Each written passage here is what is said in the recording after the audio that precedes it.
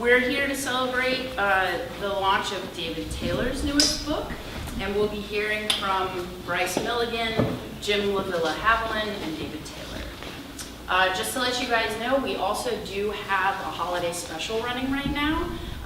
So for every $50 that you spend here at Malvern, you get a $10 gift card for the store. So keep that in mind as you're hopefully picking up the author's work at the end. So first, we'll hear from Bryce Milligan. Bryce Milligan is an author working in numerous genres.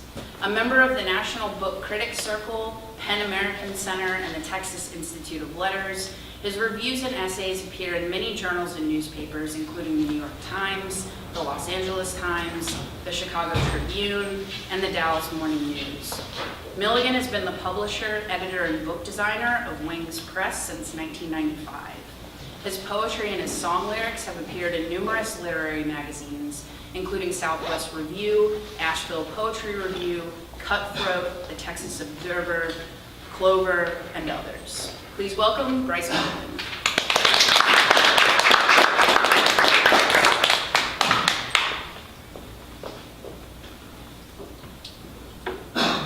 Given the season, and thank you to Malvern for having us. It's always lovely to be here. Given the season, I'm going to begin with a prose poem called Advent's End. And this also is kind of interesting for me because I just drove back from Houston during the snow, which was quite bizarre actually. They shut down all of the highways in Houston during that snowstorm. It was like, why? Advent's End. Fog clogs the highway but clears the mind of all but the taillights wavering in and out of focus as distance and density compete for attention with the black ice creeping across the asphalt the further north you get, transiting both map and memory as you recall another winter drive toward another deathbed 56 years ago, the night a cop pulled your father over somewhere between Esteline and the bridge over the dry as Ezekiel Bones' prairie dog town fork in the Red River for speeding in a midnight blizzard. And it was only when you heard your father explain that his father was dying that very night in a hospital still 100 miles away that your 7-year-old self understood that all journeys can end without arriving at an appointed end, just a slide and a thump barely audible through the downy snow-thick air, just a wheezing cough and a gasp, just a glance away from the business of staying alive long enough to earn a wistful moment or two of longing or regret or admiration in the tumbled memories of those left behind, perhaps no more than an image enshrined in the mind for no apparent reason, like that other winter night when you were too old to believe in Santa, but were determined to believe simply because you did not want to not believe, when you snuggled beneath your grandmother's quilts 3 deep. Oh, we were quilt rich back then, when at the fringe of sleep, really were. And at the fringe of sleep you saw your father in the swirling white cold beyond the rhymed and rattling panes, bringing in the gift only Santa could bestow because only Santa could know, and the option of believing because you did not want to not believe was abruptly null, your faith being sucked into that void from which faith in anything other than the present moment never returns without its twin shadows of guilt and doubt, shadows that cloud at once the meaning of yesterday and the potential of tomorrow, as thoroughly as the fog clogs this highway, yet lenses all time into momentary focus when you hear the dead calling you to breakfast from the kitchen on Christmas morning, and you smell the sage and pepper-rich sausage your grandfather had slaughtered, butchered, and smoked only weeks before, and grandmother's biscuits and turkey hash and the strawberry preserves made from your own labor the preceding spring, when the ruby fruits stained your hands as if, and here speculation falters as memory stumbles, and you are parking your car in the hospice parking lot because, yes, if you refuse to die in a corporation hospital, they will be happy to rent you a room in which you can die at home, die at your leisure, and you lean back, exhausted by hours of hyper-concentration, minding the road, fighting the ice, entering the ghostly vortices that envelop the car as if to enshroud it, but engine heat keeps the pall from forming on the hood, although snow begins to freeze on the windshield almost at once, so you hesitate to shut off the ignition, reluctant to leave, because to quit the car is to quit the dream and to step again into the storm.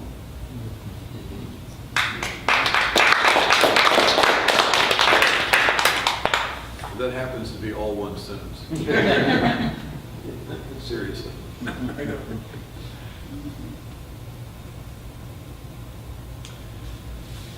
I was just among a few small press editors the other day, and this is a poem for those of us who are losing our memories, called "Marching en las calles de la memoria."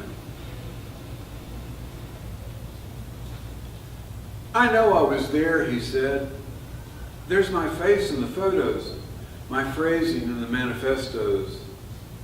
It was all tweed and black turtlenecks back when black was a statement, though it has never not been. I know I was there, he said, my hand on the presses that bled raw revolution and cooked culture, marching ahead of the marchers, churning out words that would chant themselves tomorrow.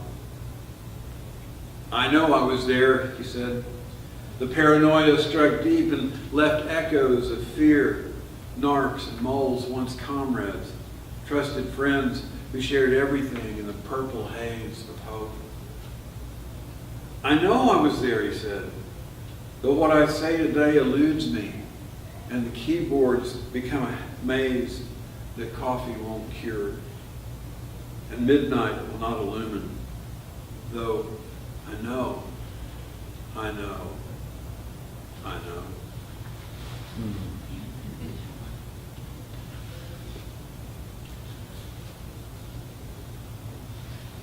I had a creative writing student one time that ended up being a female pilot.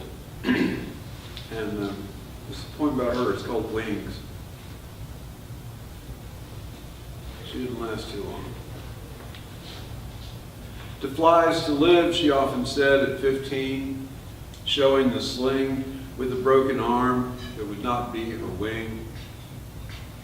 Postcards came, always aerial scenes or shots of sudden drops, cliffs or canyons, skyscraper, bell tower. Then photos of her flying machines, F-15s, then the black wedge, silent, stealthy, a bat's shadow against the stars. To live's to fly, she said.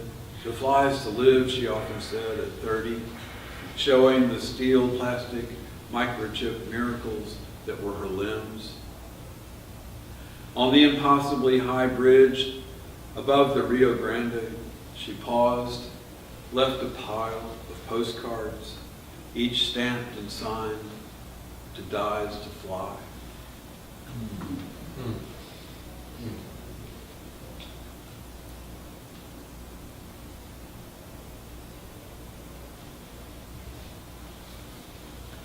There's no cure for desire. Thwarted, it persists. A young girl strikes matches, one after another, by an alley dumpster. Yielding, it persists. Rain on the bus window bends as acceleration overcomes gravity. Denied, it persists.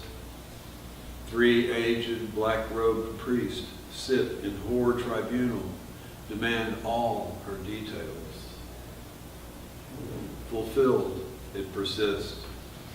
Creeks spill across the cracked, drought-racked plain as the vortex descends. I wrote that after the tornado in Kyle.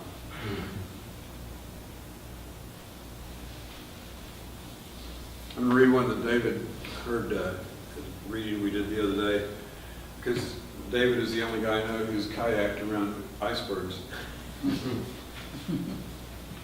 This is called The Green Man Returns to Greenland. The Green Man is the European equivalent of Mother Nature, but the male side, and there's several folk tales from the last several centuries about him. So I imagined that as Greenland was melting away, he would go visit again, you know. He hadn't seen it in a while. It's been covered in ice. So the Green Man returns to Greenland. Newly calved, the shards of ancient glaciers ride toward deeper waters, darker waters, beginning to melt even as the sea surrounds them, lapping freshwater wounds with salty tongues that cannot staunch the molecular awakening. Sunlight and ice yield virgin springs freed at last from millennia of placid frozen dreams, cascading in crystal rainbowed streams into the gray waves. Ashore, stones split, crack with sharp hallelujahs in sunlight so long denied, the frozen droppings of 1,000 generations of puffins and gulls, seals and hares steam and teem with the brilliant rot of life. All around the streaming bergs, men in kayaks and umiaks take fish seldom seen so far north, lumpsuckers and cod fleeing the warming, deathly central seas.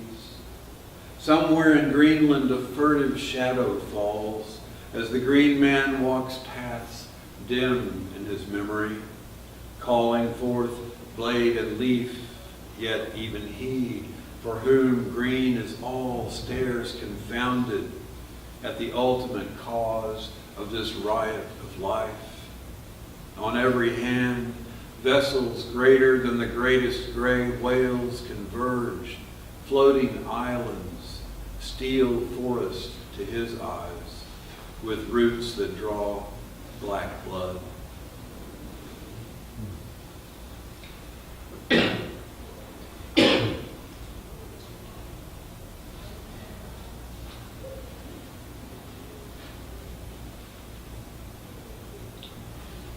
It's a poem from my daughter, another seasonal thing. Last Halloween.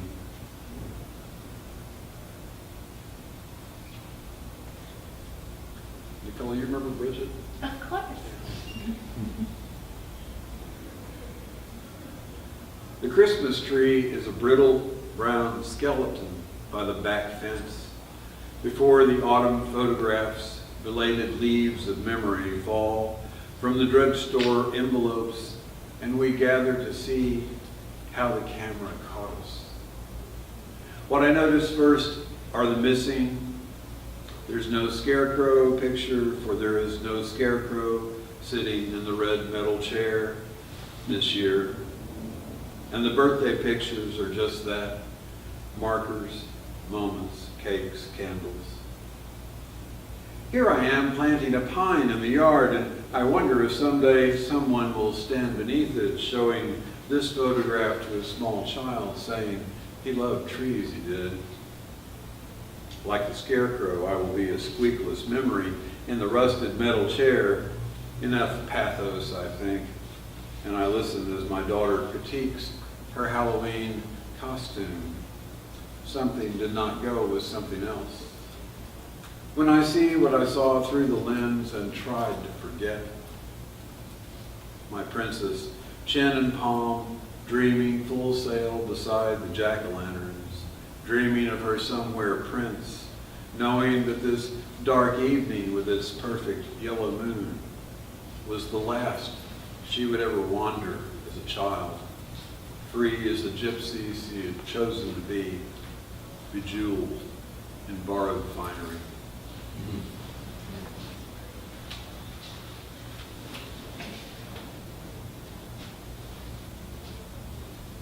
I'll read another one of the prose poems.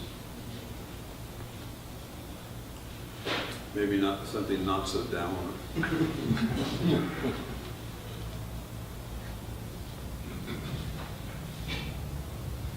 I learned to read on Huckleberry Finn, and my mother started reading to me when I was before school, and she read Tom Sawyer. She started into Huckleberry Finn, and then she got about 10 pages into it and said, "Oh, there's a dirty word." And I spent all of my elementary years perusing Huckleberry Finn for that dirty word. So this is a poem that comes out of the experience of growing up with that as a background in Dallas. The lake was hardly a lake at all, smaller than Walden Pond, but to Dallas boys in the green years after the droughts of the 50s had been broken, Bachman Lake was a small miracle of perch and gar, paddle boats and canoes, pecans that fed 1,000 squirrels and filled pies unmatched in memory since. Elms that actually went gold in autumn, and ancient oaks so tall that from an upper limb with a slingshot you could hit the silver bottoms of the DC-7s that sailed overhead to land in Love Field. A place to hear old black men turn time backwards with harmonicas like lonesome locomotive whistles and voices that came from the clotted black earth itself. But that was just the public lake.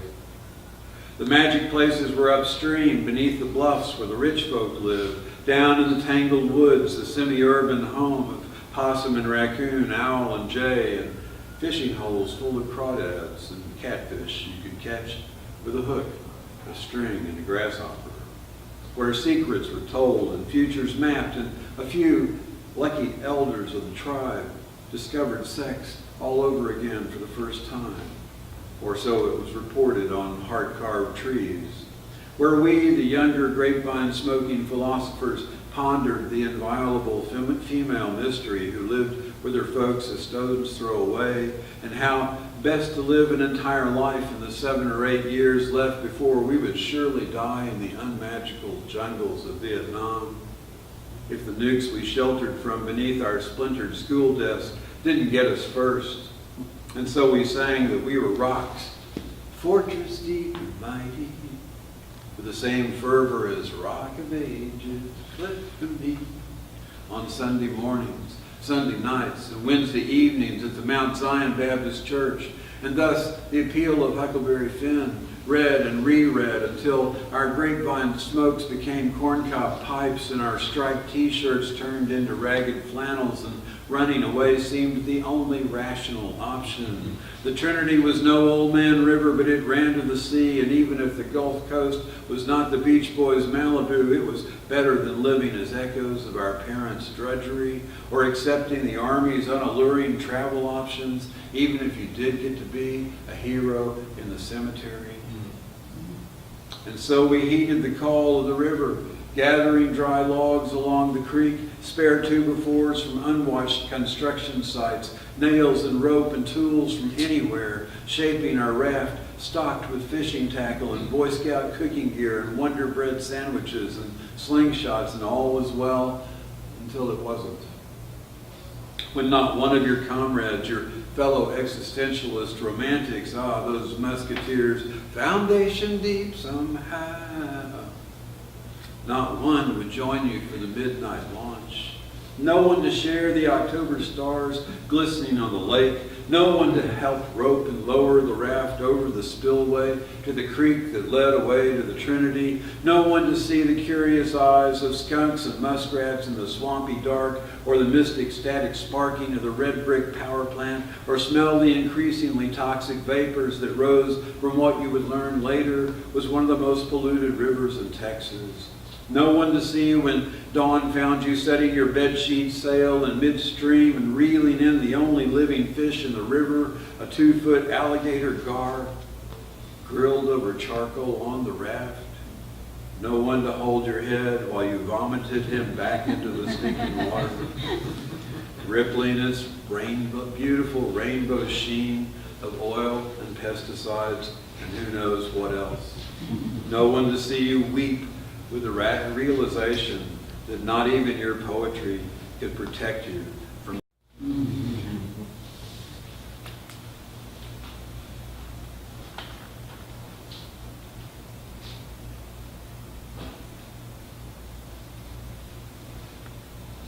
Okay, I'll finish with this one. Another prose poem. Down the road a bit in America. If you didn't own a Ford back in the day, then likely you didn't take those long rambling road trip vacations to remote caverns or hidden canyons or desert meteor crash sites. And so there will not linger at the back of your memory a dusty adobe motel with honest-to-God tumbleweeds and windmill water thick enough to chew, but rather the postcard visions of those same places painted in back alley New York studios where big sky sunsets and painted deserts came out just this side of psychedelic. But either way, whether the etched memory is real or secondhand illusion, now, a few miles down the road from one of America's more famous caverns, there is a rundown tourist court. Probably just down the road from every geographic or cultural oddity on the planet, there is some equivalent of the rundown tourist court. I mean, Lord, there's a souvenir shop on top of Mount Sinai.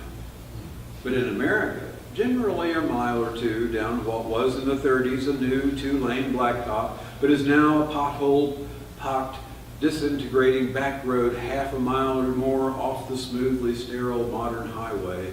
Up out of the landscape will rise some raggedy remnant of the days when being a tourist was a seriously communal adventure. Some L or U-shaped building made out of the very soil it stands on, lined with peeling turquoise painted door frames with illegible numbers, looking very much like some backwoods brothel, except that you're in the wrong state for that.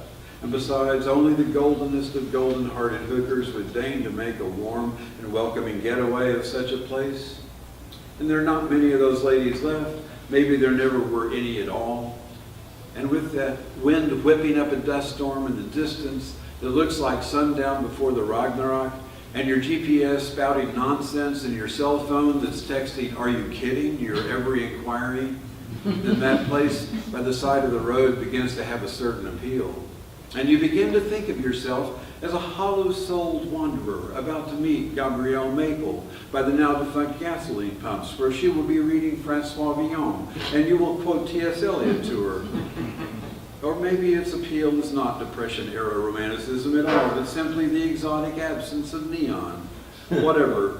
But you see a wavering light in the office window and a rusted vacancy sign that's creaking a soprano solo above the deep tenor hiss that's sandblasting your windshield. And now you don't really decide, but your hands turn the wheel of themselves and set the brake and turn the key, and you wonder if there's coffee inside and just how gritty it will be and just how bad the scorpions in the shower will be and whether the silhouette in the window can possibly match your imagination.